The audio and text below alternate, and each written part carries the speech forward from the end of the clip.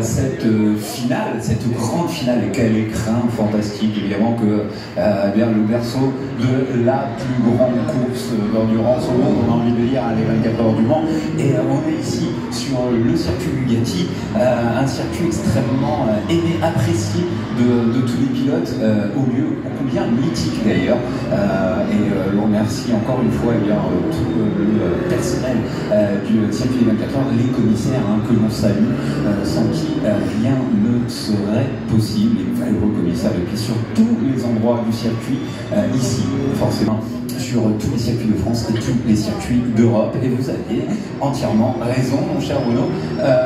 Et nous allons entamer cette première course du week-end, 4 courses de 20 minutes, départ arrêté ici au Mans. Et là, on peut vous dire qu'on va avoir de l'action, puisque les voitures de CNC qui ont perdu gros sur ce départ. En tout cas, personne n'a été surpris. Nous avons une voiture du côté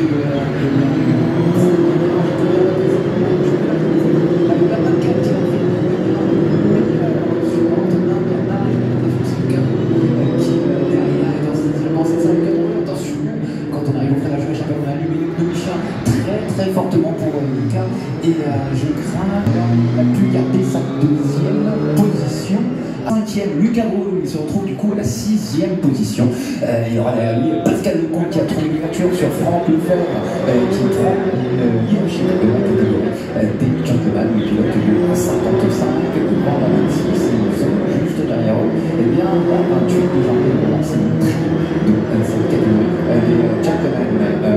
Diego Romanini, lui, pour ses débuts, rentre dans le top 10, et devant Yves Laurent, et derrière, j'ai l'impression que ce sont Alex et Théo dont on retrouve réellement du côté de du milieu de peloton, vraiment de la deuxième moitié, et c'est assez compliqué. Le militaire aussi, Baptiste de la Brosse, surtout Baptiste de la Brosse, oui, le pilote de la 129 qui partait beaucoup plus haut sur la grille et qui vient au raccordement, et voilà, qui vient de passer juste à l'instant, et qui vient consolide sa position juste à cet instant, et qui va revenir, qui se retrouve maintenant sous la menace de Pascal Lecomte, et c'est la 9e place pour les moments, voilà ce que vous entendez du côté bien des écrans contrôle du live timing. Quelque chose ici, on a récupéré quelques positions pour la plupart des pilotes. Effectivement, du coup, le début de course est un petit peu plus compliqué pour les pilotes de la 213. On effectue ses débuts, 4 courses, encore une autre tout à l'heure, dont l'extinction du feu sera faite à 17h15. Et il y en a le tout jeune espoir, le jeune loup, pilote de la quarantaine de couleurs, un petit peu de la piste, on le voit là, du côté de l'entrée du garageur du musée. Il a laissé de défendre, il a laissé passer du coup, et bien juste derrière lui Christophe Delussel, le pilote de la 7. Voilà, retour en course, toujours Xavier Fouillot qui ne signe pas encore, Manuel Pava, retour en course pour le moment, mais par contre secteur 1 et 2 ce sont pour le moment sa propriété. Antonin Bernard qui arrache le 16 son chrono un petit peu, il en manque un tout petit peu, pas grand chose pour Antonin Bernard. Christophe Robin lui aussi cravache, il allume les 3 secteurs en vert.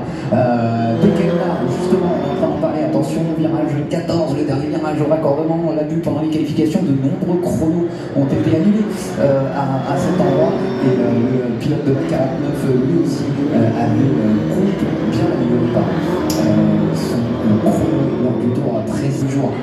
Et bien, un niveau rang qui emmène Jean-Claude Roland, Pascal Lecomte, Robin Denis et Alex Bourdon toujours Lucas Brou qui, j'ai l'impression, s'est rapproché légèrement. Franck Lefebvre, lui, améliore son premier secteur. Attention, Donald Bernard aussi, là maintenant il commence à aller chercher sur les terres de Xavier Fouillot, et du chrono, même si l'écart est encore conséquent, 3 secondes 0 pour Antonin Bernard et Xavier Fouillot. Derrière Pascal Lecomte, la 55, il a trouvé l'ouverture sur Jean-Claude Roland, le voilà 3e de la catégorie des gentlemen, et à la position de la 35 on ne voit pas souvent, mais qui a toujours un très grand volant de talent naturel, j'ai envie de vous dire, le constructeur de ces voitures, et qui revient et qui qui nous offre toujours un grand spectacle, surtout sur un circuit qu'il apprécie énormément. Drapeau jaune. Du côté du virage, c'est une voiture dans le bac. On a une voiture dans le bac, alors ça reste une voiture blanche et bleue, pas encore l'information. Et très bien placé. Les commissaires font, en tant que grands professionnels du secours de ces autos fantastiques, on peut leur faire confiance pour bien la sortir rapidement, sans problème. Tu regardes le chrono, 3 minutes 20 encore dans cette course. On va sans doute avoir le temps que la voiture de sécurité ressorte, elle va repasser bien du côté de la Châtel, normalement on espère elle aussi, et à ce moment-là la direction de course pourrait prendre le premier virage. Et on va être 30 secondes, et on va être dans le dernier tour, quoi qu'il arrive, puisque le drapeau LMP sera présenté à la fin de ce tour. Vous avez le cas avec le leader devant, c'est toujours à l'intérieur de la Bernard. Derrière, par contre, tu vois la maison sur le 69, 69, on va passer des Calnars pour le gain de la quatrième. La course partie donc à l'instant pour tout simplement un chemin de 25 minutes plus un tour. Steve.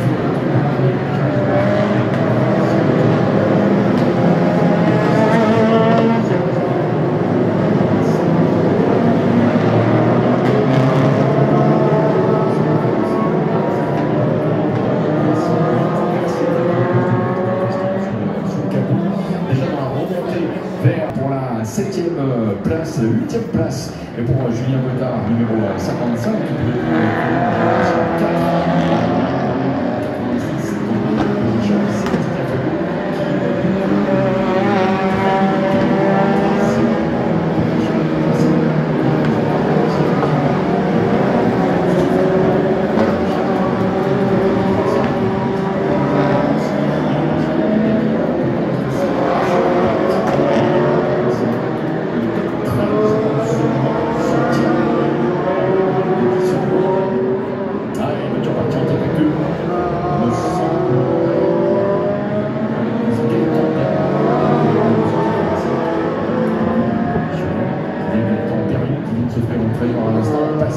Thomas Compin est en 6e position.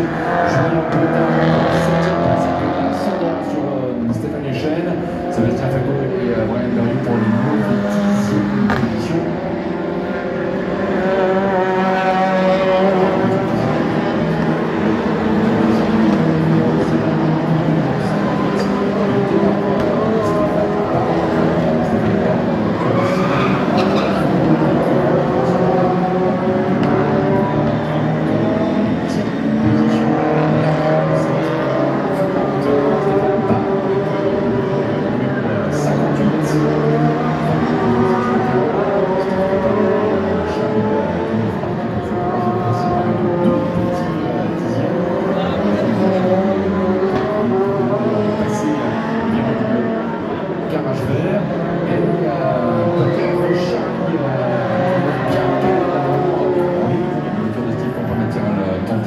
Un freinage et une attaque au freinage du chemin bleu. Il y a un débris au niveau du virage sorti de poste 10.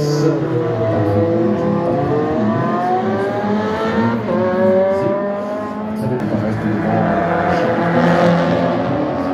51 900 pour la deuxième de cette épreuve. La troisième place, c'est pour le tiercé.